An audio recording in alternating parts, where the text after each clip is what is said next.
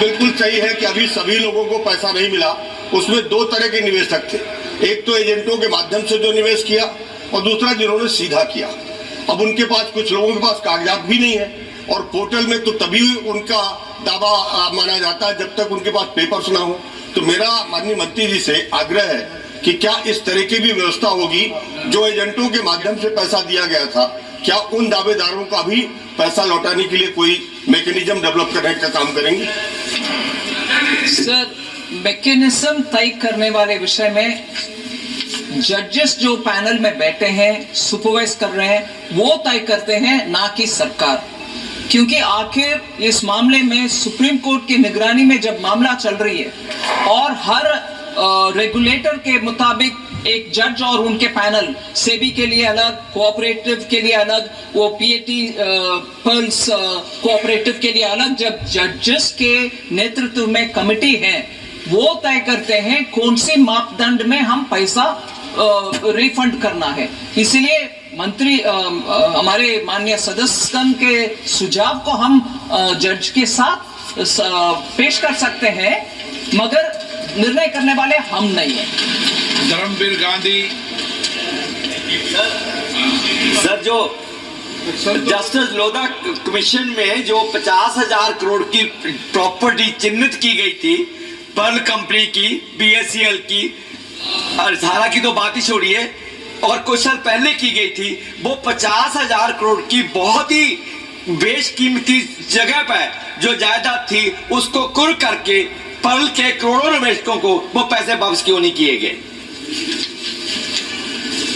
Sir, हम चुन चुन करके ये पर्टिकुलर प्रॉपर्टी क्यों ऑक्शन नहीं करवाया गया, ये प्रॉपर्टी क्यों करवाया गया, इसका जवाब मैं एक एक करके देना नहीं चाहती हूँ, मगर प्रॉपर्टी जो सहारा के द्वारा दिए गए हैं, yes, that Pearl only I'm talking, I'm putting it all together in one. I have explained that even earlier, and therefore I'm generically using the word Sahara. Sir,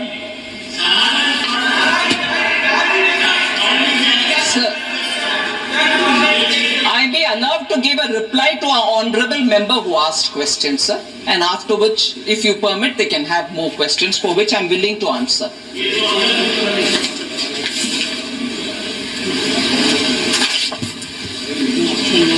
Sir, इसमें I want to say, Sahara cooperative भी और Perl agro corporation limited भी, जो member, माननीय member particularly refer कर रहे हैं, the properties in which they had invested also have litigation. 1,070 crore was recovered by Pearl Agro Corporation Limited. 113 properties sold against 40,000 properties.